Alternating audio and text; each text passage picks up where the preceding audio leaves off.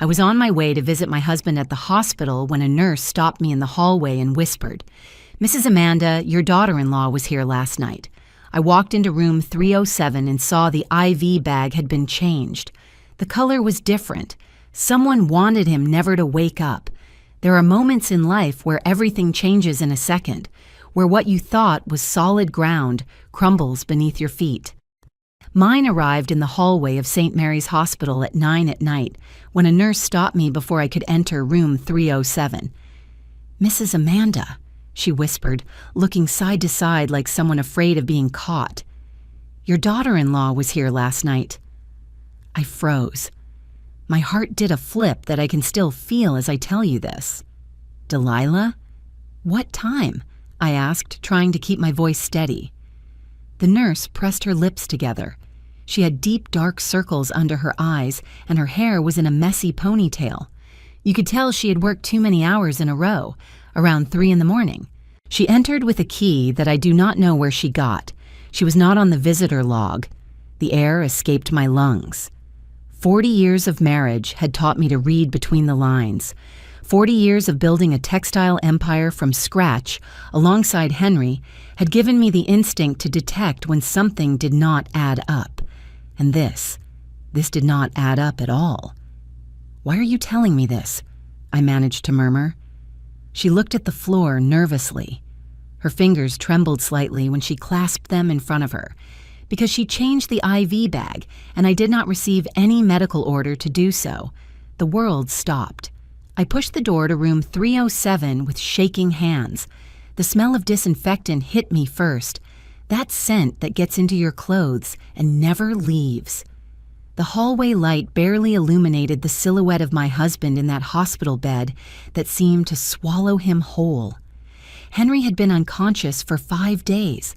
5 days since a stroke took him down in the middle of the office, right in front of his employees, right in front of the documents he had been obsessively reviewing for the last few weeks. 5 days where I had slept in that uncomfortable chair next to him, begging God that he would open his eyes. 5 days clinging to the hope that the man who had been my partner, my associate, my everything, would come back to me. I walked slowly to the bed. The sound of the heart monitor marked a constant, soothing rhythm, but my eyes went straight to the IV bag hanging from the metal pole. And then I saw it. The liquid had a different tone, very subtle but different. It was not the crystal clear liquid from always. There was something slightly yellowish in it, as if someone had dissolved something in there. My knees went weak. I held onto the bed rail, feeling the cold metal run up my arms. I looked at Henry's face, so still, so pale. His gray eyebrows, which I had always found distinguished, now looked whiter against his ashen skin. "What is happening?" I whispered in the darkness of the room. But deep down, a part of me already knew. A part of me that had ignored signs for months, maybe years, finally woke up screaming. Delilah, my daughter-in-law, the wife of my son Matthew, the woman who entered our family 8 years ago with a perfect smile and words of honey, but whose eyes never quite smiled when she looked at me. What was she doing in this room at 3 in the morning? Why did she change the IV bag?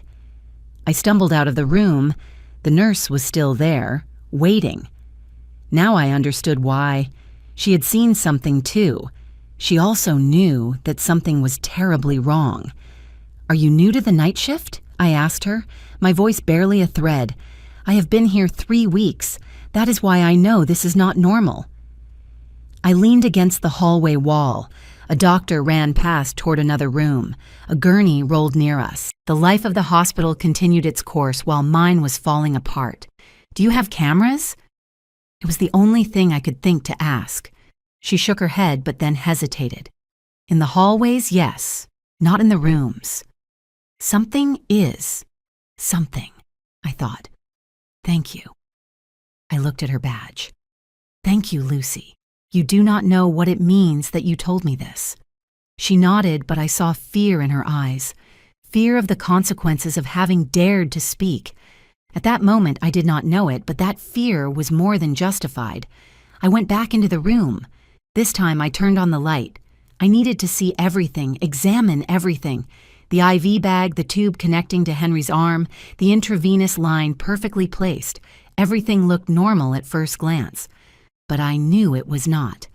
I sat in that chair that knew by heart every complaint of its broken springs. I took Henry's cold hand between mine and squeezed it. "What did you see, my love?" I whispered to him. "What did you discover that put you like this?" Because now I understood. Henry did not have a stroke by chance.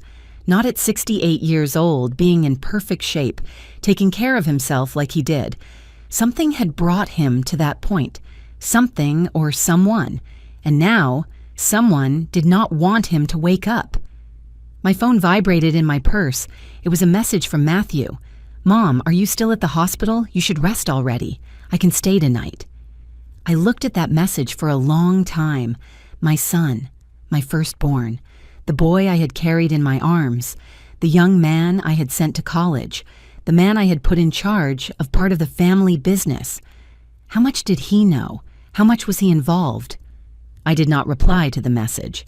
Instead, I dialed a number I had saved for years and never thought I would use. "Dr. Sullivan, this is Amanda Reynolds, wife of Henry Reynolds, the patient in 307. I need you to do me a favor first thing tomorrow morning.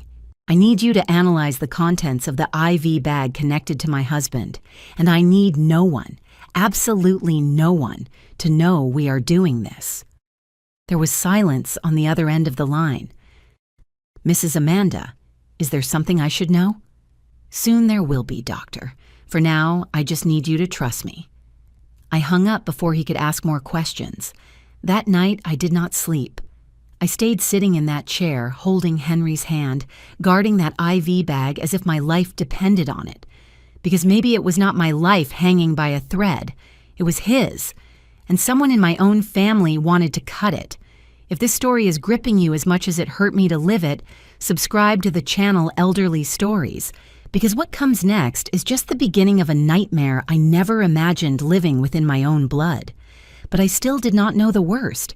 I still did not know how long this had been happening right in front of my eyes, and how much I had ignored for the love of my son. Doctor Sullivan arrived at 6 in the morning before the shift change. He brought a black briefcase and an expression that told me he had understood the urgency without needing explanations.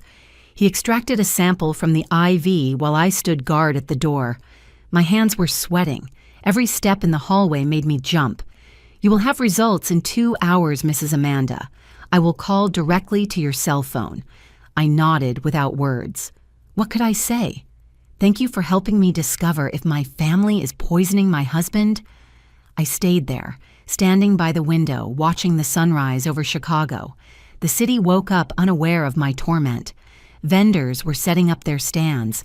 The smell of fresh bread rose from the bakery on the corner. Everything was normal out there. But in my world, nothing would ever be normal again. I closed my eyes and allowed myself to remember, because I needed to understand how I had gotten here, how a family we built with so much love had turned into this. Henry and I met in 1985. I was barely 23 and worked as a seamstress in a textile factory downtown. He was the owner's son, but not one of those who spend their time at parties spending the inheritance. No. Henry arrived at 5 in the morning, before everyone. He checked every machine. He knew every employee by name. We fell in love between rolls of fabric and the noise of industrial machines. His father opposed it at first. I was not from his class, he said. But Henry defended me. He chose me. And together we proved that love can indeed move mountains. When his father died in 1990, we inherited a bankrupt factory and debts of $50,000. Everyone gave up on us, but we worked day and night. I designed, he sold, I managed, he negotiated. In 10 years, we lifted the business. In 20, we had 3 commercial locations in different cities. Today that empire is worth millions of dollars. Millions that we built with calluses on our hands and sleepless nights. We had 3 children. Matthew arrived first in 1983, before we got married. then Eleanor, and finally Ryan. All three grew up seeing our effort. All three promised to continue the legacy, but life has strange ways of twisting plans. Eleanor fell in love with a European man and left for London 12 years ago. Ryan got a job at a Canadian oil company and lives in Calgary. They call every week. They send photos of the grandkids, but they are far away. So far that sometimes I feel like I lost them. Only Matthew stayed, my firstborn, my oldest son, the one who swore never to abandon us. We put him in charge of administrative management 5 years ago. We trusted him. We gave him access to the accounts, to the suppliers, to everything. Because he was our son. Because we thought no one would take better care of the family business than our own blood. And then Delilah arrived. He met her at a textile business congress. She worked as an event assistant. She was 28 years old, 15 years younger than Matthew. She was beautiful. I could not deny that. Long black hair down to her waist, green eyes that seemed to see right through you, a smile that could light up or freeze depending on her mood. At first, I tried to welcome her. I organized a family dinner. I gave her a rosary blessed by our priest. I even offered to teach her the traditional family recipes. But she always found subtle ways to reject me. She arrived late to meetings. She forgot to tell us about important events. When I spoke, she looked at her phone. And Matthew? Matthew changed. He stopped visiting us on Sundays. He no longer asked for advice about the business. When we went to his house, Delilah always had an excuse to leave. Family dinners became tense, full of uncomfortable silences. Henry noticed. He tried to talk to Matthew several times, but our son got defensive. "I'm not a child anymore, Dad. I have my own family now." As if having a wife meant forgetting where you came from. Things got worse 2 years ago. Henry arrived one night pale, with a manila envelope in his hands. He locked himself in his study for hours. When he came out, his eyes were red. "What happened?" I asked him, scared. "We will talk later, Amanda. Right now I need to think." The next day, he went to the notary. Alone. He changed the will without telling me what he modified. When I complained, he hugged me tight. "Trust me, I am protecting what we built together. I should have insisted more. I should have forced him to explain. But I thought we would have time. I thought when he was ready, he would tell me." I never imagined time would run out on us so soon. My phone vibrated. It was Dr. Sullivan. My heart raced. My fingers trembled as I swiped the screen. "Mrs. Amanda, I need to see you. Now, in my office." He did not say more. It was not necessary. I left the room almost running. I went down the stairs because I could not wait for the elevator. I arrived at his office breathless. He closed the door. His face was a mask of professional concern, but I saw something else in his eyes. Alarm. Maybe even fear. The IV contains benzodiazepines, a considerable dose. I held onto the desk. My legs would not respond. What does that mean? It means someone is deliberately sedating your husband, keeping his nervous system depressed, preventing him from waking up. The room spun. How long has this been happening? He checked some papers. He did some calculations, based on the levels in his blood. Days. Maybe from the beginning. From the beginning. Someone had been poisoning Henry since day one, and I, his wife of 40 years, had been sitting next to him without realizing it. "There is something else," the doctor continued. "I reviewed his history. Your husband's stroke was caused by extreme stress. Something upset him deeply days before. What did you see, Henry? What did you discover that put you like this?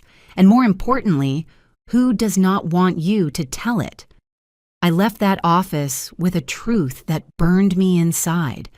My family was hiding secrets, secrets dark enough to kill, and I was about to open a box that perhaps I should have left closed. But there was no turning back, because when you discover that your own blood is capable of betraying you, you have to decide how far you are willing to go for the truth.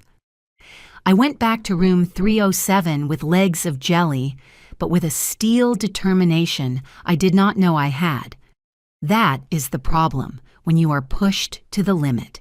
You discover what you are really made of.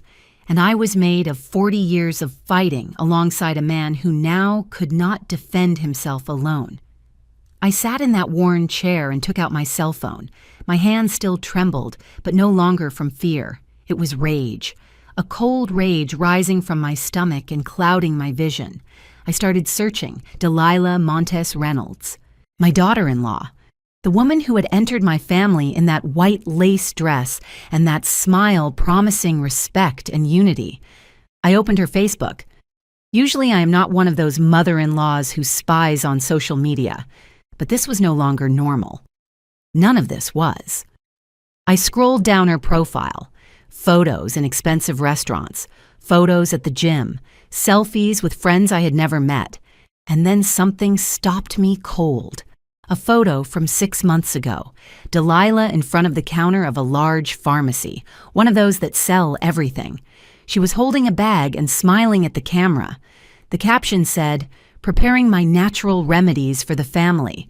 Natural health, family wellness, natural remedies."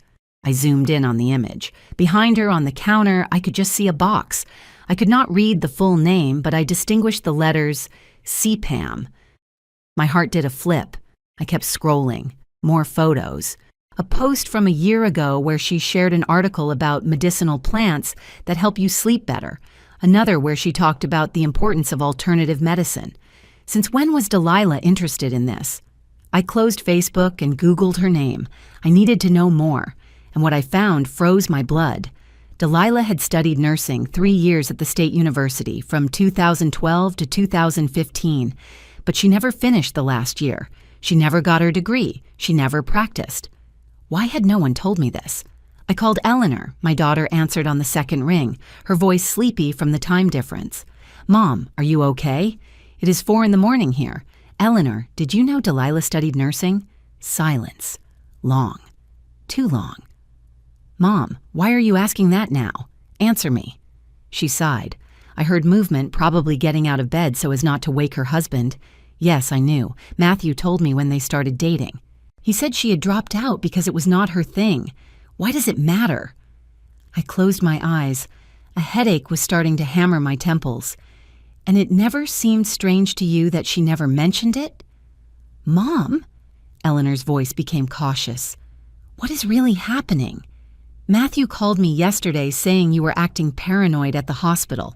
Of course he had. Of course he was already controlling the narrative. Your father did not have a normal stroke, Eleanor. Someone is giving him something to keep him asleep. Mom, please listen to yourself. Do you think Matthew?" I do not know what to believe. I only know what I know. I hung up before hearing more. I could not handle the disbelief of my own children right now, not when every minute counted. I called the hospital and asked to speak with the director of nursing. An older woman with a firm voice attended me. "Mrs. Reynolds, how can I help you? I need to see the visitor log for room 307. All visits from the last 5 days. That is confidential. My husband is in that room. I have the right." A sigh. Computer typing. "Let me see. Your son Matthew has come every day between 2 and 4 in the afternoon. Your daughter-in-law, Delilah?" My stomach tightened. Yes, her. How many times? According to the official log, twice. On the 2nd day and the 4th day. And unofficially, uncomfortable silence on the other end. "I do not understand the question, ma'am." "Yes, you do. The hallway cameras. I want to see them. Does that require a court order or probable cause? A nurse saw her enter last night without registering. That is cause enough." More silence. Then, in a lower voice, "You would have to make a formal request, and it will take time." I did not have time. Henry did not have time. I hung up and stared at my husband. His chest rose and fell with mechanical regularity. The monitor beeped constantly. He seemed stable. But I knew the truth. Every hour that passed with that drug in his system was an hour further from waking up. My phone rang. Unknown number. "Hello? Mrs. Amanda, this is Lucy, the nurse from last night." Her voice sounded tense, scared. "Are you okay? They called me to the office this morning. They said I made mistakes on my shift, that I reported things without evidence. They suspended me." My stomach sank. Suspended? Why? Someone complained about me. Someone with influence. And I think I know who it was. Delilah. It had to be Delilah. Somehow she found out Lucy had warned me. "I'm so sorry, Lucy. This is my fault." "No," she interrupted me. "This is the fault of whoever is doing something bad. Listen, before they walked me out, I saved something. The recordings from the hallway cameras for the last 5 days. I have them on a USB drive." I stood up abruptly from the chair. "Where are you?" "Hospital cafeteria, back table. I have a red cap on." I arrived in less than 3 minutes. Lucy was there, sunk into the chair, with dark circles deeper than the night before. When she saw me, she took a small USB from her purse and slid it across the table. I do not know if it will help, but everything is there. Every entry, every exit, every night visit that should not have happened. I took the USB like it was gold. Maybe it was. Maybe it was the only proof I had. "Why are you doing this?" I asked her. "You already lost your job. You could just leave." Her eyes filled with tears. "Because my mom died 2 years ago in a hospital. The doctors said it was sudden cardiac arrest. But I know it was not like that. My sister-in-law was the only one who visited her at night. And when Mom died, we discovered she had changed her will a week before. Everything was left to my brother. She wiped her tears with the back of her hand. No one believed me. Everyone said I was crazy with grief. But I know what I saw. And when I saw your daughter-in-law enter last night with that key, with that attitude, I recognized the same look, the same urgency. I took her hand on the table. It was cold. "Thank you, Lucy. You do not know what this means. Just promise me one thing, Mrs. Amanda. If you find out I am right, do not let them get away with it, because sometimes justice needs someone to fight for it." I left that cafeteria with the USB clenched in my fist. I did not know what I would find in those recordings, but something told me that after seeing them, there would be no turning back, because some truths, once discovered, change everything forever. I arrived home for the first time in 5 days. The house Henry and I bought 30 years ago, the one we remodeled together, where we raised our children, where we celebrated Christmases and birthdays. Now it felt empty, cold, as if it knew something terrible was about to be revealed within its walls. I turned on the computer with trembling hands. I inserted the USB, and when those videos started playing, I understood that my life as I knew it had ended, because there are things you cannot unsee once you have seen them, and what appeared on that screen was going to destroy my family, or save it. The first video started playing. Date October 16th, 2:47 a.m., the third-floor hallway of the hospital barely lit by emergency lights. For 30 seconds, nothing happened. Just the empty hallway, the shine of the freshly mopped floor, the medication cart parked by the wall. Then she appeared. Delilah walked fast, sticking to the wall, looking both ways. She was wearing dark jeans and a hoodie. None of the perfect makeup she always wore, none of the elegance she showed off on social media. She looked like what she was, someone who did not want to be seen. She arrived at the door of room 307. She took something out of her pocket, a key. She put it in the lock with precise movements, as if she had done it before, as if she knew exactly how to open it without making noise. She entered. The door closed behind her. 4 minutes later, she came out. She walked even faster toward the elevator and disappeared. I felt nauseous. I had to pause the video and breathe deeply. My hands were sweating on the mouse. What had she done in those 4 minutes? I opened the second file. Date, October 17th, 3:15 a.m., the same scene. Delilah entering. This time she took 6 minutes inside. When she came out, she adjusted her hoodie and looked directly at the camera for a second. Her eyes shone strangely under the fluorescent light, cold, calculating. It was not the look of someone visiting a sick relative. It was the look of someone executing a plan. The third video almost killed me. Date, October 18th, 2:33 a.m. This time, she did not come alone. Matthew appeared first in the hallway. My son, my firstborn, the boy I had carried, fed, educated. He was wearing a dark jacket, baseball cap, hands stuffed in his pockets. He stopped in front of room 307 and took out his cell phone. He typed something. 30 seconds later, Delilah appeared from the other end of the hallway. They met in front of the door. They spoke. I could not hear what they were saying, but I saw the tension in their gestures. Matthew pointed toward the door. Delilah shook her head. He insisted. She finally nodded. They entered together. This time, they were inside for 8 minutes. When they came out, Matthew looked both ways down the hallway, nervous, while Delilah put something in her purse. Something small. A vial, perhaps. A syringe. They left in opposite directions, as if they did not know each other, as if they were not husband and wife, as if they had not just come out of the same room where my husband lay helpless. I stopped the video. I got up from the chair. I walked to the bathroom and threw up everything I had in my stomach, which was not much. I had barely eaten a bite in days. I looked in the mirror. A 67-year-old woman stared back at me, gray hair in a messy bun, deep dark circles, pale skin, wrinkled clothes I had been wearing since yesterday. I looked 10 years older than a week ago, but in my eyes there was something new, something hard, something dangerous. I went back to the computer. I needed to see it all, every second, every entry, every exit. There were more videos. In the one from October 19th, Delilah spent 20 minutes inside the room. In the one from the 20th, she entered again at 4 a.m., when the hospital is most asleep, when fewer nurses roam the halls. Every night since Henry's stroke. And on 3 of those nights, Matthew stood guard outside. Tears started falling without me being able to control them.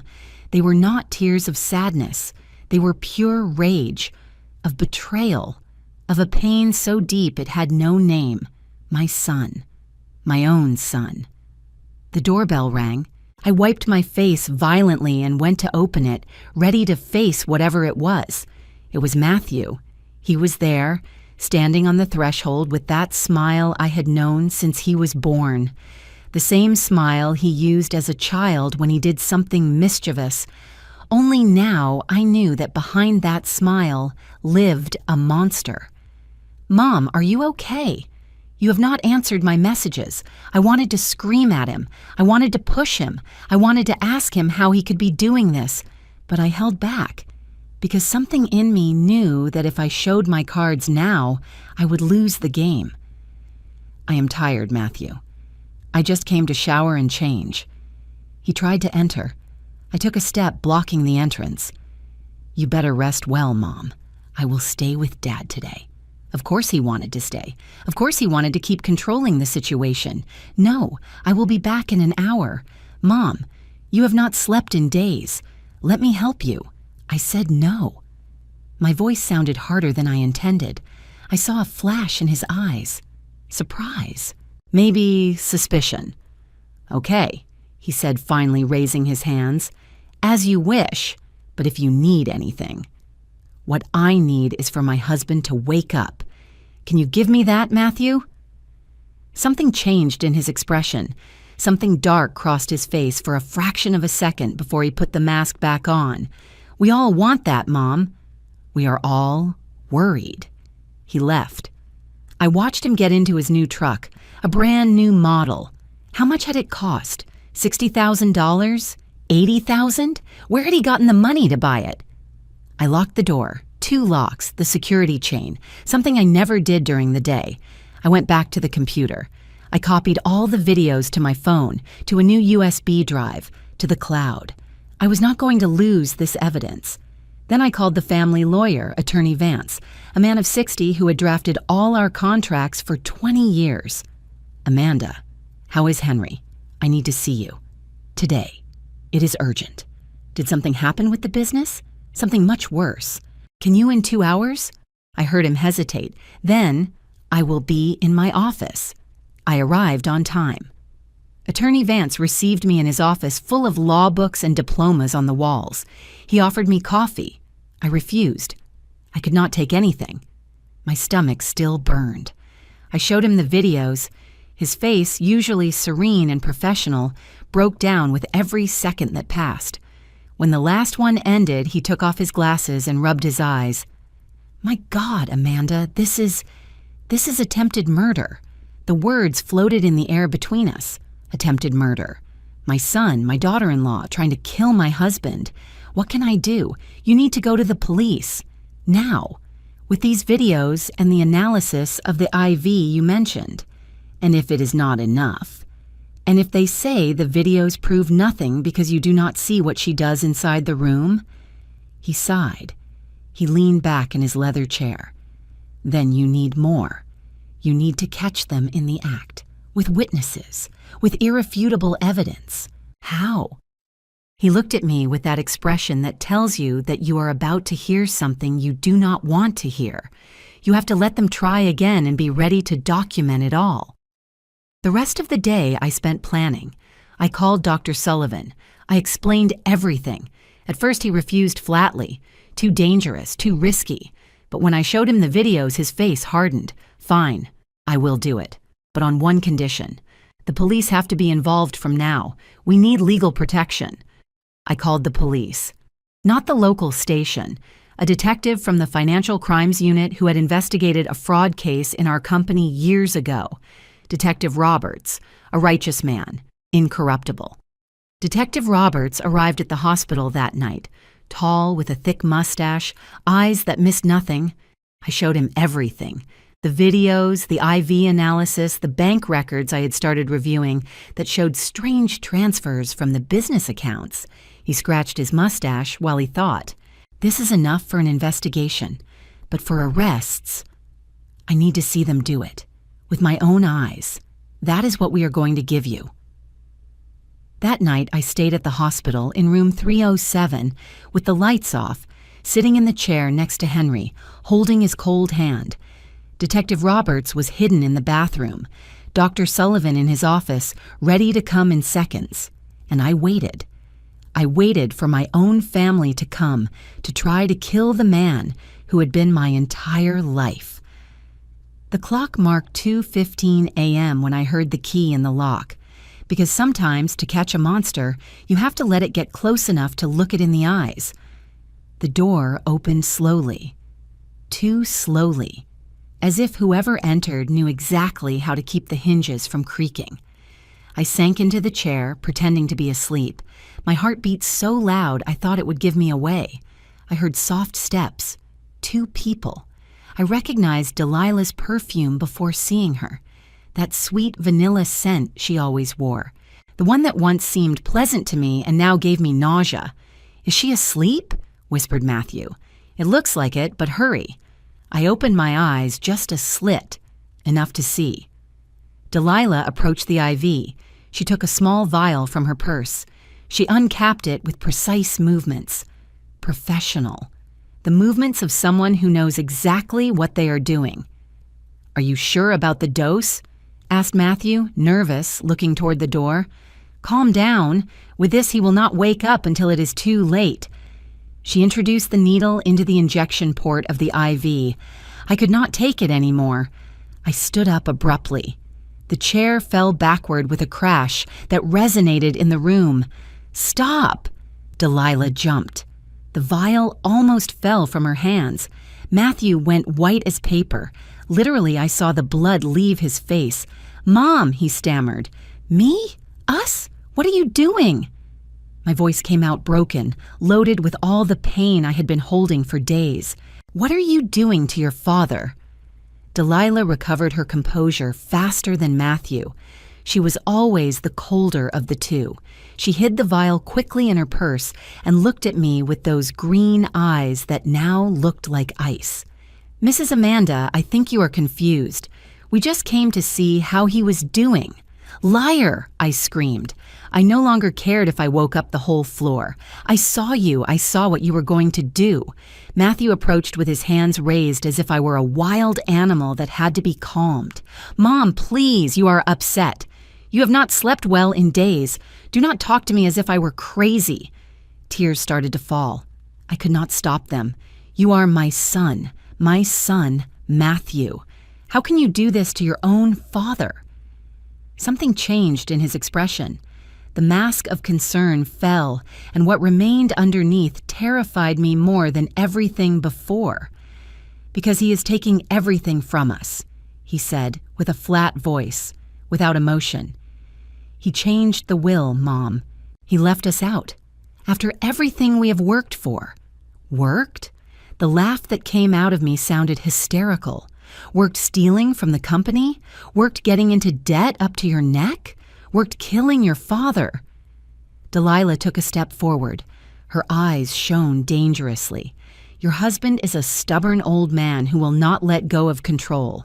He already lived his life. He already had his chance. Now it is our turn." "Our turn?" I repeated, incredulous. "Our turn for what? To inherit over his corpse?" "If he wakes up," intervened Matthew, and his voice sounded desperate now, "he's going to change everything again. He is going to report me. He is going to take away my access to the accounts. He is going to leave us with nothing. Because you deserve it. Because you stole." Matthew looked at me with something I never thought to see in my son's eyes. Contempt. "You were always just like him. Controlling, clinging to money as if it were yours. You never wanted to give us our share. We gave you everything," I whispered, and every word hurt like a knife. "We gave you education, opportunities, love. We gave you the business. And this is how you pay us?" "You gave us crumbs," spat Delilah. "A miserable salary while you keep millions, while you live in your big house, and we barely... You live in a house worth $500,000 that we gave you the down payment for."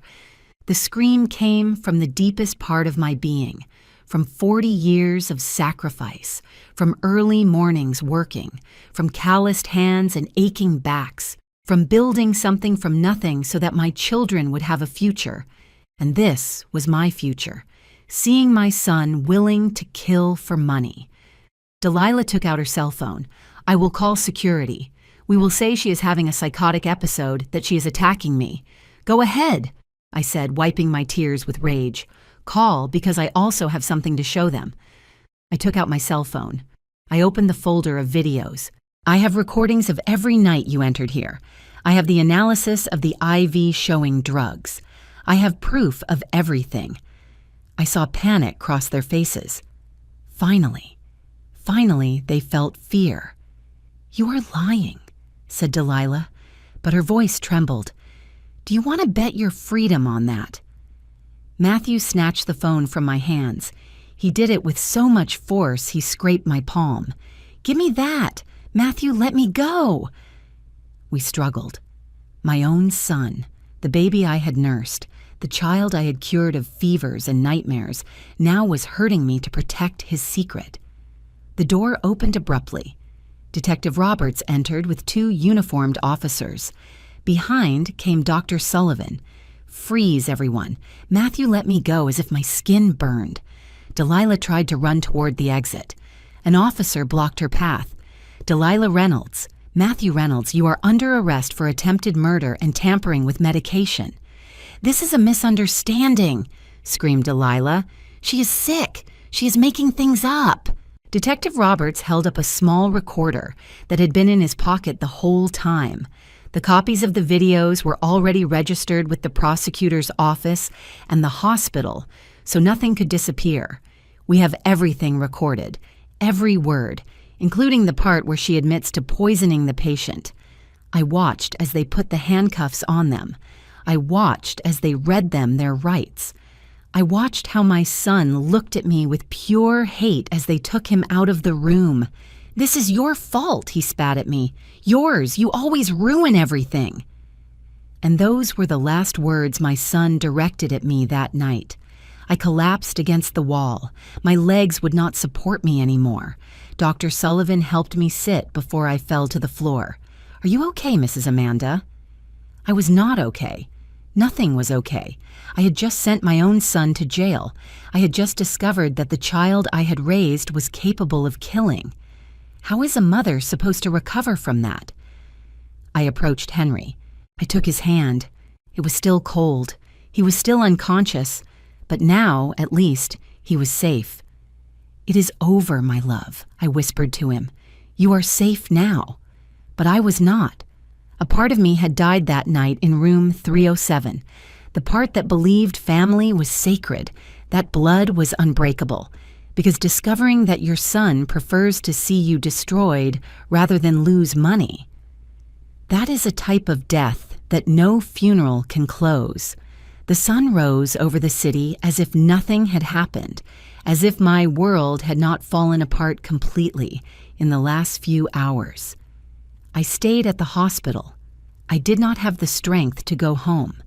I did not want to be in that empty space where every photo on the wall would remind me of what I had lost. At 8 in the morning, the calls started. First, it was Eleanor. Her voice sounded upset, confused, furious. "Mom, what did you do? Matthew called me from the station. He says they arrested him, that you accused him of trying to kill Dad. Tell me it is not true." Not. I stayed silent. What could I say? How to explain to my daughter that her brother was capable of that? "Mom, talk to me. What is happening?" "It is true, Eleanor. Everything is true." "No, no, no, no. Matthew would never—" Her voice broke. "You are confused. The stress, the lack of sleep. I have videos. I have evidence. I have their own words admitting what they were doing." Long silence, ragged breathing on the other end. "I cannot believe you are doing this. He is your son, Mom. Your son. How can you do this to him?" Every word was a dagger. How can I? How can I? "Eleanor, they were killing your father. Did you want me to stay silent? You should have found another solution, talk to them, something. But not destroy the family like this. I did not destroy anything. Matthew did it when he decided to poison his father. I do not want to talk to you right now. I can't." And she hung up. I stood staring at the phone. My daughter. My only daughter. She had just hung up on me. 15 minutes later, Ryan called. My youngest son, always the calmest, the mediator, the one who tried to keep the peace. But that morning, his voice had nothing of peace. "Mom, I need you to explain what the hell is happening. Eleanor is crying hysterically. Matthew is detained. Did you lose your mind? Ryan, please, I need you to listen to me." "No, Mom, you listen to me. I know you are going through a lot with Dad. I know you are tired. But accusing Matthew of attempted murder. Do you realize what that means?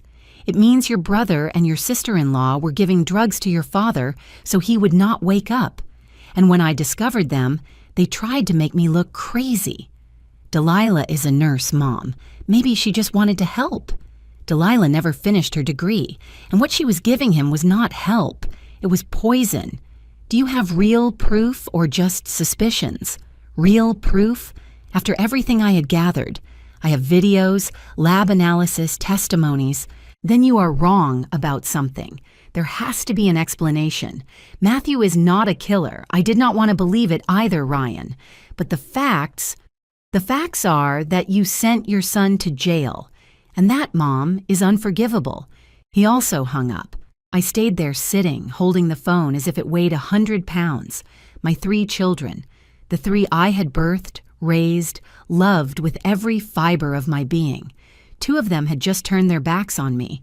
The 3rd was in a cell, hating me. The door to the room opened. A social worker entered. A young woman, 30-something, with a tablet in her hands and a professional expression. "Mrs. Reynolds, I need to ask you some questions about the minors." It took me a second to process. The minors? The children of Matthew and Delilah Reynolds, Mason, 7, and Sophie, 5. With both parents detained, we need to know who will take charge. My grandkids. My God, my grandkids. I will take charge. The worker checked something on her tablet. There is a request from the Montes family. Delilah's parents are asking for temporary custody. What? No, they barely know them. We are... Mrs. Reynolds, she interrupted with a soft but firm voice. You are the one who pressed charges against the children's parents. The judge could consider there is a conflict of interest. Those children are my blood. I have cared for them since they were born. I understand. But you will have to go through the legal process. For now, the children will remain under the temporary custody of the maternal grandparents. I felt the floor open under my feet. Are you telling me I cannot even see them? You can request supervised visits, but that will also depend on the judge. She left, leaving me with a paper full of legal terms I could barely read because tears clouded everything. They took my grandkids away. Mason, who called me Nana and asked me to read him stories before sleeping. Sophie, who hugged my neck so tight I could barely breathe. The phone vibrated again. This time it was a number I did not recognize. Mrs. Reynolds? This is Christina Bell from Channel 8 News. We found out about your son's arrest. Could you give us a statement? I hung up. 2 minutes later, another number. Another journalist, then another. The news was out. Textile heir, arrested for attempted murder against his father. The headlines must be everywhere. I turned off the phone. I approached Henry. He was still sleeping. He still knew nothing of this. And a selfish part of me was grateful he did not have to see what had happened. Did I do good? I asked him in a low voice. Did I do the right thing? Silence. Just the beep of the monitor. I lost our children, our grandkids. I lost everything to save you, and I do not even know if you hear me. I rested my forehead against his hand. It was warmer than yesterday. It was something. Something small, but something. The door opened again. This time it was Attorney Vance. Amanda. I came as soon as I heard. I sat up, wiping my face quickly. Is it on the news already? Everywhere. And there is something else you need to know. He sat in the other chair. Delilah's parents hired one of the best criminal defense lawyers in the state. They are going to fight this with everything. Let them fight. I have proof. You have it. But they also have money for a good defense, and they are going to use everything against you. They are going to paint you as a resentful mother-in-law, as an older, confused woman who misinterpreted acts of love. That is a lie. I know. But they are going to create reasonable doubt, and I need you to be prepared for what is coming. What was coming? A trial, testimonies, Matthew in front of me in a court, my other children probably testifying in his favor. I do not know if I can do this, I admitted. It was the first time I said it out loud. The lawyer put a hand on my shoulder. You can, and you are going to. Because if you do not, those people will go free, and they will try again. He was right. Of course he was right. But that afternoon, sitting alone in that hospital room with my husband unconscious and my family destroyed, I felt more alone than ever in my life. Because sometimes doing the right thing means staying completely alone, and it hurts more than you ever imagined anything could hurt. 3 days passed. 3 days in which I did not receive a single call from my children.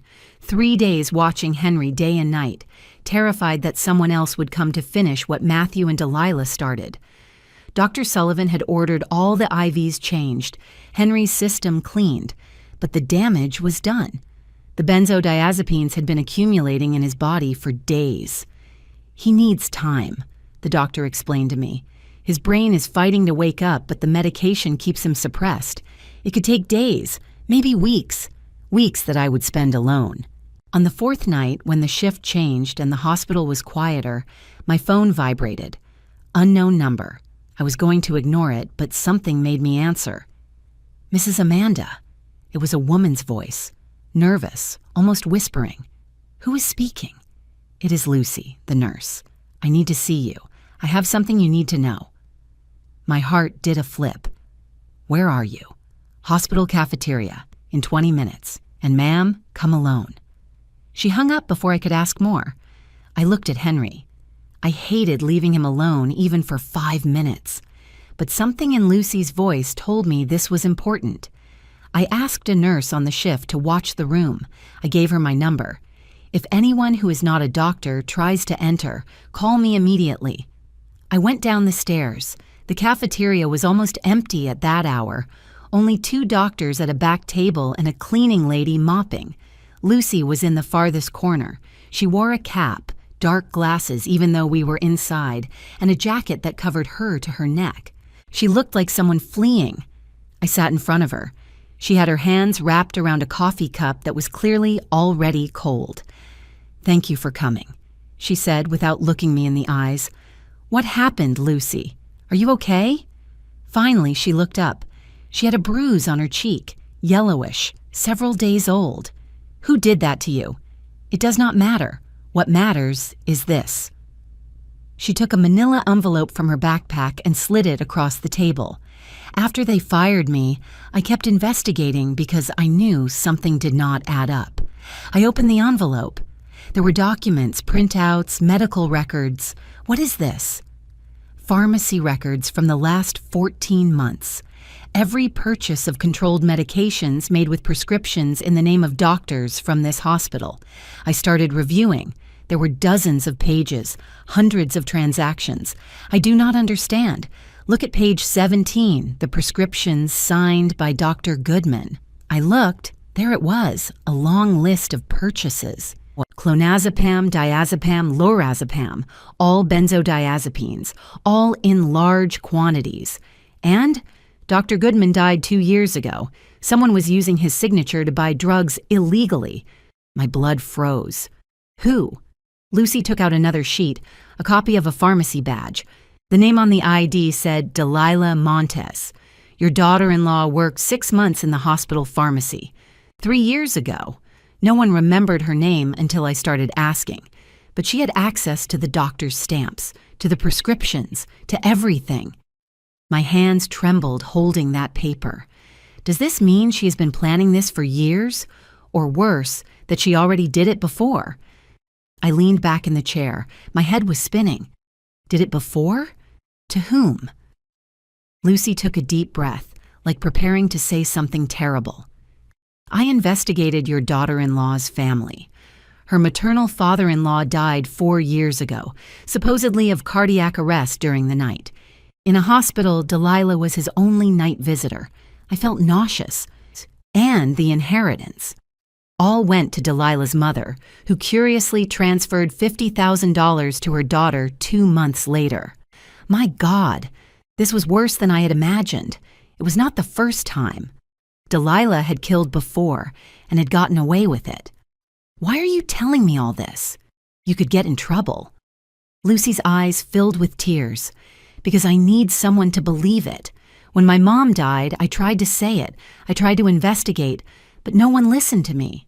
They called me crazy. They threatened me. She touched the bruise on her cheek. My brother did this. He told me if I kept talking, it would be worse. I took her hand on the table. I'm so sorry, Lucy. No one should go through that. But you believed me, and you have the power to do something. Please do not let them get away with it. Not again. I put the documents in my purse. Can I keep this?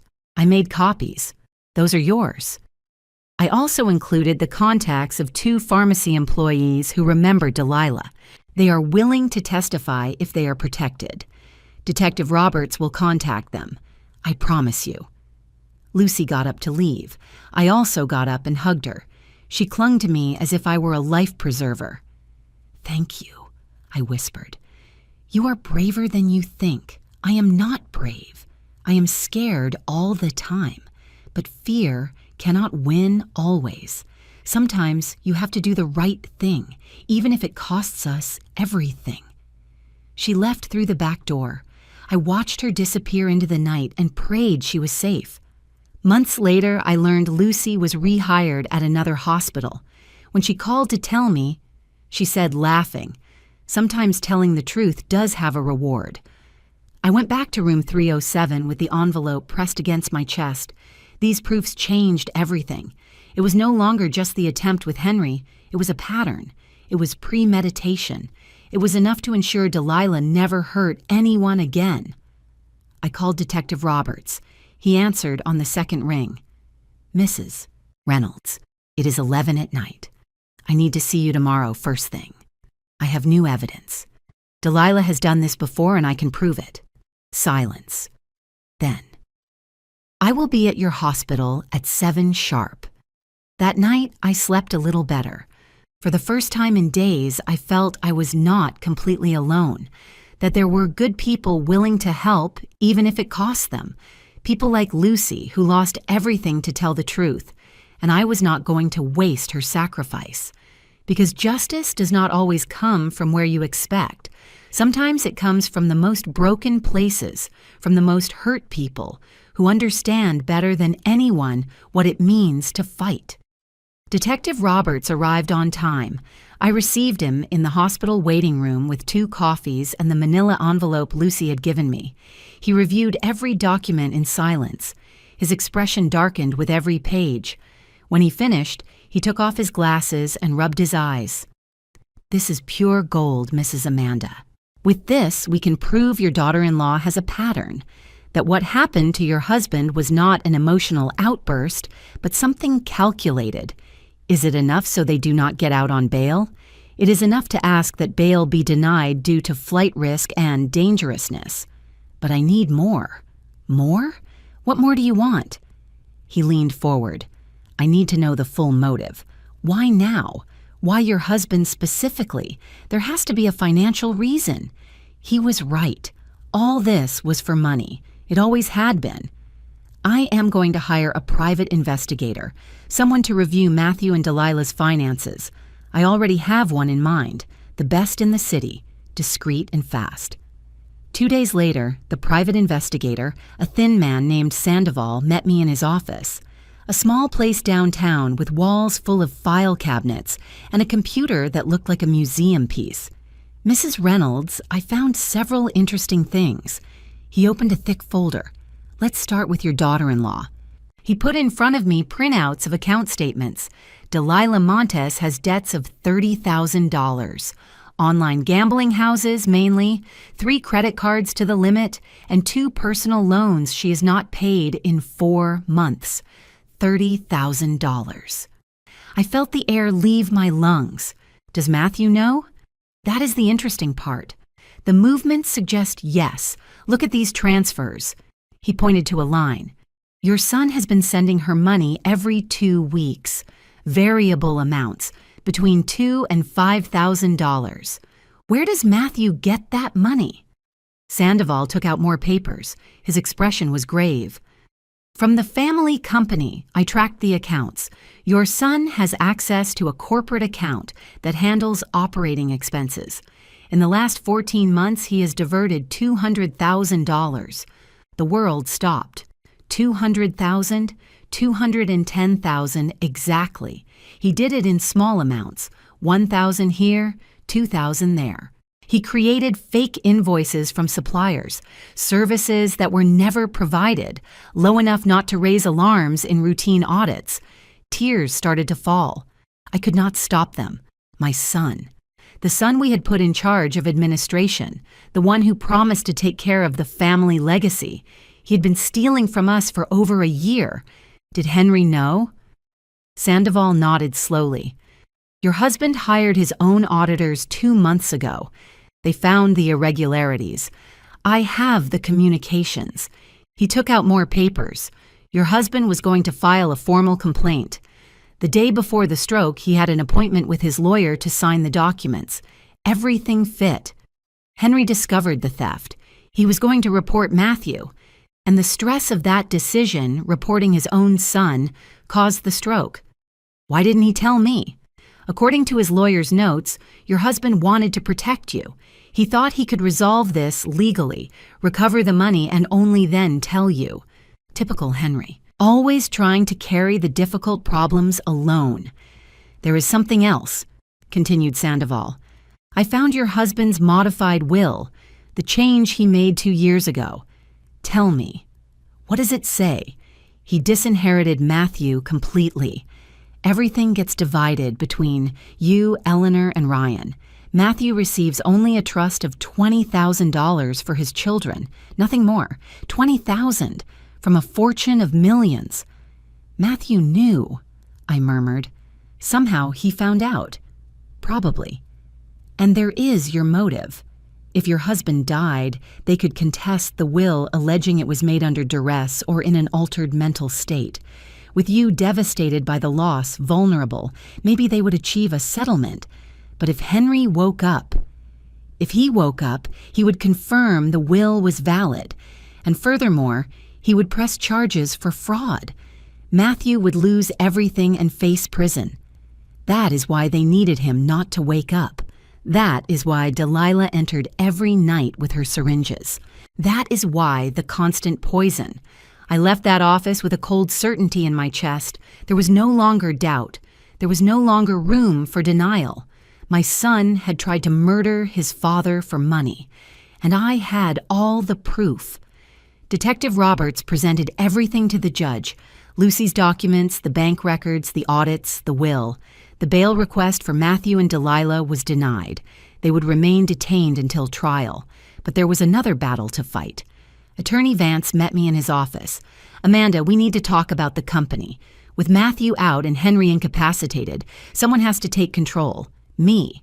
You are co-owner. You have every right. But we need to act fast. Suppliers are nervous. Employees scared. If we do not show stability, the business could collapse."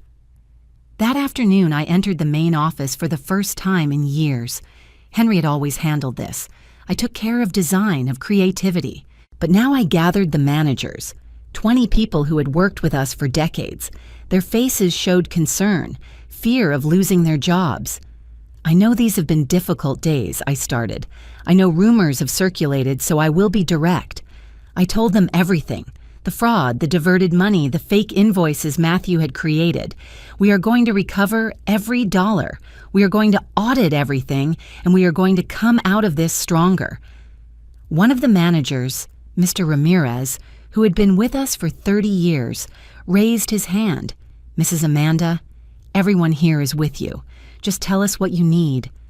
I felt a lump in my throat. "I need you to trust me, like you trusted Henry, like you trusted when we were just two young people with a dream."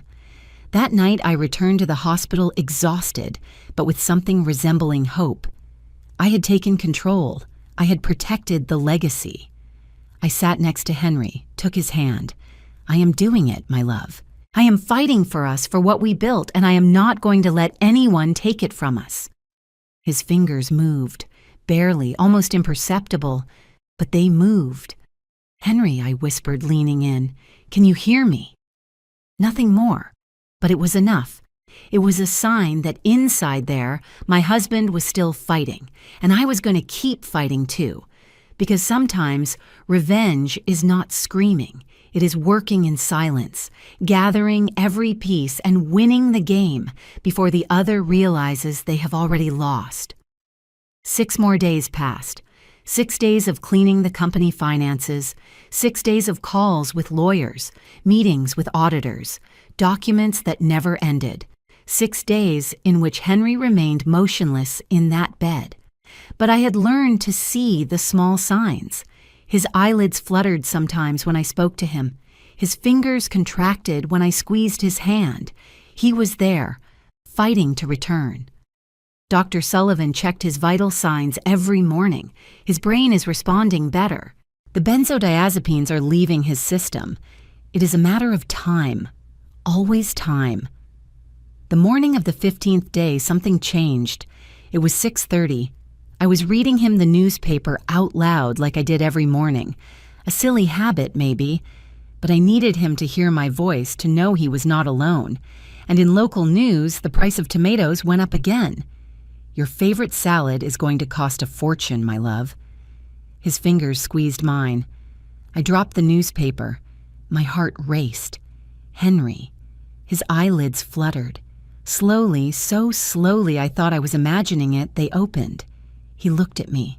His brown eyes, those eyes I knew better than my own, looked at me with confusion, with effort. But they looked at me. "Henry, my love, you are awake. You are awake." Tears fell uncontrollably. "Wait, do not move. I'm going to call the doctor." I pressed the emergency button. In seconds, the room filled with doctors and nurses. They pushed me aside while they checked his signs, his reflexes, his pressure.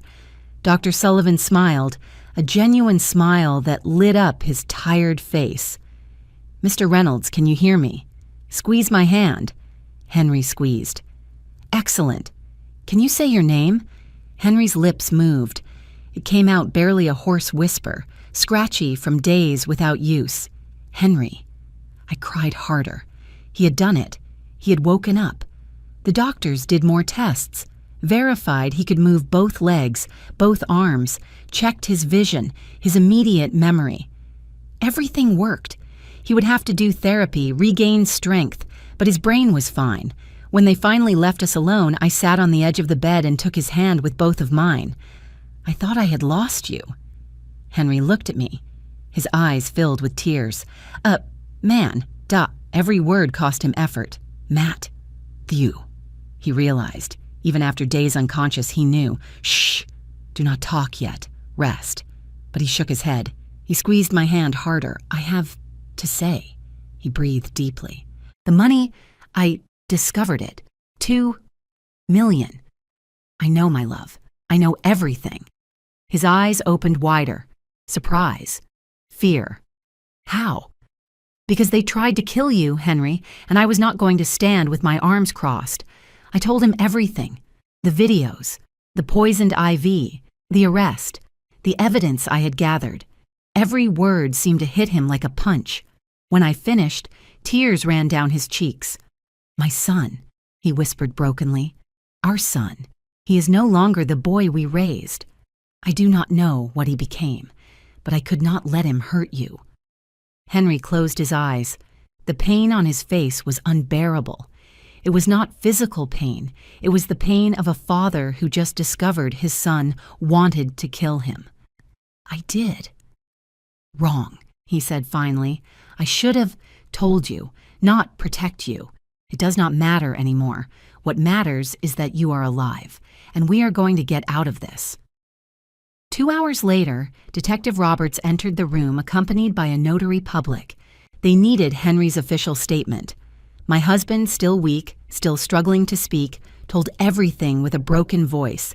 He explained how he discovered the irregularities in the accounts 2 months ago, how he hired external auditors without anyone knowing, how he confirmed that Matthew had diverted $2 million. "I was going to report him," he said, "that day. The day of the stroke." "Why that day specifically?" asked the detective. "Because I found this." With trembling hands, he took his cell phone from the side table. He searched his emails and showed one. Matthew asked for access to the main account, the big one, $5 million. The air left the room. $5 million, I repeated. He said that he needed to make an urgent investment, but I already knew. I knew that. He was going to steal it all. That was the straw that broke the camel's back. Not just the $2 million. Matthew wanted everything. He wanted to empty us completely. I told him no, continued Henry. I told him that I knew what he had done, that I was going to report him. What did he say? Henry's face broke down. He called me a selfish old man. He said that I had controlled him his whole life, that it was time. I let go of the power. He breathed tremblingly. And then I felt bad. My chest tightened, and I do not remember more. The stress of the confrontation with his son caused the stroke. And then, while he lay unconscious, vulnerable, that same son tried to ensure he never woke up. The notary certified every word. The detective recorded everything. It was irrefutable evidence. I need you to analyze the IV, added Henry suddenly. I know Delilah studied nursing. I never trusted her. "We already did," I told him softly. "It was full of drugs. They kept you sedated." Henry closed his eyes. A tear rolled to the pillow. My son wanted to kill me.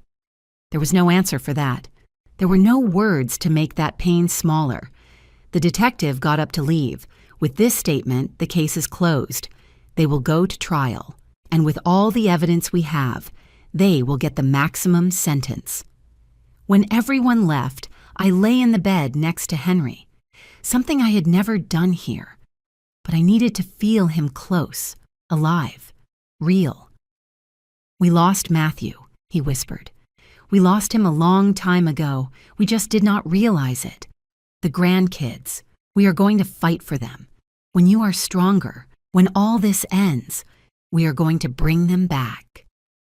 Henry hugged me with the little strength he had, and there, in that hospital bed, after 2 weeks of nightmare, finally I felt we could breathe. The worst danger had passed. Now came justice. Because waking up is not just opening your eyes. It is facing a truth that you would prefer to keep sleeping to not know. The trial began 3 months later. 3 months in which Henry did physical therapy and recovered almost all his mobility. 3 months in which we rebuilt the company, recovered the stolen money by selling the properties that were in Matthew's name. 3 months in which I did not see my grandkids. The courtroom was full. Journalists, curious people, employees of our company who came to support us. And in the first row, on the other side, Delilah's parents. They looked at me with pure hate. Matthew entered first, handcuffed, dressed in the orange prison uniform. He had lost weight. He had dark circles. When his eyes met mine, I did not see regret. I saw resentment. Delilah entered after, still beautiful, still with that pose of superiority, as if this were a temporary inconvenience, as if she had some hidden card. The trial lasted 2 weeks. The prosecution presented the videos, one by one. The whole room saw them enter the room at night, saw Delilah with her syringes, saw Matthew standing guard. They presented the analysis of the IV, the benzodiazepines, the lethal amounts accumulated. They presented Lucy's testimony. She went up to the stand trembling, but with a firm voice she told everything. How she saw Delilah change the IV. How they fired her for speaking. They presented the pharmacy records, the fake prescriptions, the pattern of purchases over years. They even showed a previous case where a relative of Delilah had died in similar circumstances. The pattern was impossible to deny, and they presented the complete audit, every stolen dollar, every fake invoice, the $2 million diverted. Delilah's lawyer tried to create doubt. He said she only wanted to help, that the medications were to calm Henry's anxiety, that everything was a misunderstanding.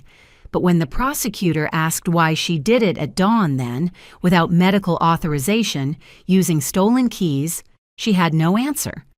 Matthew's lawyer tried to paint him as a victim, a son manipulated by an ambitious wife, a man with gambling problems who made mistakes but never wanted to hurt anyone.